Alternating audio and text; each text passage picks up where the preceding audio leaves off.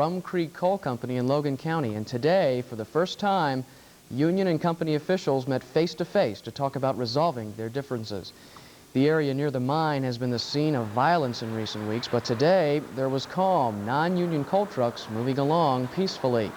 That was the backdrop as union leaders approached the president of Rum Creek Coal Sales, Richard Zigman, to go to the bargaining table.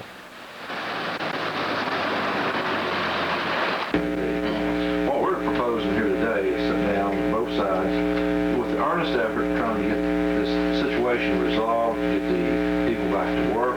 That's very admirable, and so are we. We don't want to disrupt the community. That is not the purpose of doing so. Zigman says any talks with the union would not include stopping any litigation of getting liability for recent violent acts. Zigman says he would give the union an answer tomorrow about talking at the bargaining table to resolve the dispute. It was a busy day for those involved in the year-long dispute at New Beckley Coal. Two separate strike-related issues were hashed out in different courtrooms today, and as News Center 6's Loretta Budd reports, it could mean both victory and defeat for the UMW. Saturday's apparent attack, in which a striking miner struck a New Beckley employee on the head with a 2x4, today is being described as attempted murder. Hopefully last Saturday will be the last episode in a long line of violence, and that may be achieved. Carter and New Beckley President Jay Sisal are asking the Raleigh County Circuit Court to modify the existing injunction so that absolutely no miners be allowed to picket. One question that's raised today is why are picketers needed at the site of New Beckley if the company's going to shut down? We need to be there to observe what is taking place and you know, what activity is there, and we're still on selective strike. Meanwhile, in Beckley Federal Court, Judge Elizabeth Hallinan ruled New Beckley must allow Local Union 1895 to tour the mine, with the cost of the tour divided equally between the union and company. They should remember where they've been in this mine, but if they want to go to 5 or 10-year workings or wherever, we'll take them up there. And our point is we want to get them in, get them out, and close the mine. The tour begins tomorrow morning at 8, but a hearing concerning the company's request. Occidental believes there is enough methane gas in the coal fields of Buchanan County to heat every home in Virginia for 30 years. The gas would be shipped around Virginia and to other states to be used as heating fuel. The legislation to allow the drilling comes after a year-long study by the Virginia Coal and Energy Commission, which is chaired by State Senator Danny Byrd Jr. of WIP. Byrd says the drilling could mean hundreds and hundreds of jobs for Southwest Virginia, and it comes at a time when those jobs are desperately needed. A spokesman for Occidental says not only would it benefit the area economically, but the drilling would improve safety in mines by removing the potentially dangerous gas that is now just released into the air.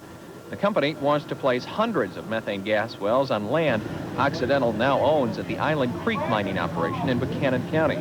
The company would drill into coal seams to remove the methane gas. The two bills to allow the drilling to the dismissal of many of the fines against the union. News Center 5's Lisa Mitchell has the story.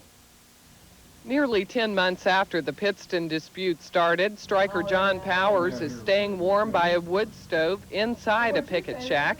He and a few others still manning picket lines are just going through the motions of a strike now. With a tentative settlement reached and Pittston standing with the union and seeking dismissal of court fines against the union, Powers expects Judge McLaughlin will go along with the request because Powers says the labor war is over. Like I said, as of now, we don't have any war because when your enemy is with you, there's no war. There's not even a battle. Miners here on the picket line know the importance of having the fines vacated. They could be devastating to the union. All along, miners have considered the amount of fines unreasonable and outrageous. $64 million, that's outrageous. No working man can pay that. It's just unreal. $64 million is unreal. Let's hope he drops them. The biggest court fine came after the union's 4-day takeover of a Pittston plant and after a union leader defeated the judge's father in a state political race, prompting the union to accuse McLaughlin of seeking revenge, an accusation that undoubtedly will resurface if McLaughlin doesn't dismiss the fines. Personally, past few years, that mine in Glendaniel has been closed, reopened, struck, and now soon to be closed again. To some, it would seem the New Beckley mine was destined to lie idle, but as News Center 6's Tracy Kingsley reports, the miners who've been through it all don't agree. On this spring-like day with temperatures in the 60s, the fires still burn at the New Beckley picket shacks. The primary purpose for the fire is a symbol of our defiance and our resolve to stay here. They may have no choice. The mining is at a standstill here. Company President Jay Sassal believes forever. basically, I think the mine is finished.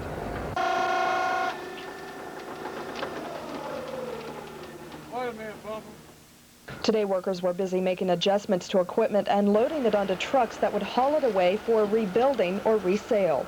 Several convoys of trucks left the mine today under the escort of federal marshals. Despite that, miners on the picket line are still refusing to believe that all this is really happening. I ain't seen them haul nothing down here for junk so far. But every piece of equipment they've got over there is not equipment. Sassal says workers are still dismantling equipment underground. The mine should be closed by this weekend and sealed within the next couple of months. This has got to be a discouraging day, though, watching all this. I'm not happy. This is a terrible day today. Absolutely terrible. I think it's terrible for them. It's terrible for us. Certainly terrible for the community. It's bad for West Virginia. In Raleigh County, Tracy Kingsley, News Center 6. The questions keep coming from another group of miners, the ones striking the Pittston Coal Group. After a tentative agreement was banged out a month ago, so were high hopes for a quick end to the year-long dispute. Part of the deal was to drop the millions of dollars in fines against the union, but that deal is taking a lot longer to work out than everybody thought. And while confidence remains high, patience is wearing thin in the coal fields. News Center 6's Jolita Albright has more. Pittston pensioners and striking miners continue to whittle away their time, while company and union attorneys use a dull knife to slowly carve at the legal barriers, keeping the contract under wraps. Frustration is setting in. That's right. I think it's been too long myself. Like I said, they settled World War II quicker than this after they surrendered. Looks like we'd have known something now. I mean, of course, I guess they know what they're doing. That's the general attitude. Patience is thin, but faith is strong. Like I say, we're going to get a contract. There's no doubt about that. Going to have to. No, I ain't lost faith in it. We're going to get a contract of some kind, and hopefully a good one. Officials for the union aren't talking. In fact, those who usually make themselves readily available at the District 28 office in Castlewood have made themselves scarce. And the story is the same for company officials.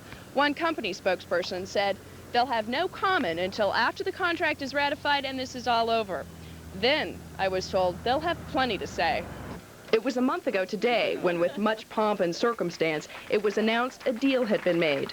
But as labor relations analyst Tom Woolwine says, in this case, the wait is to be expected. I think it's an abnormally long time for the contracts to come out. Today, while operating a mining machine.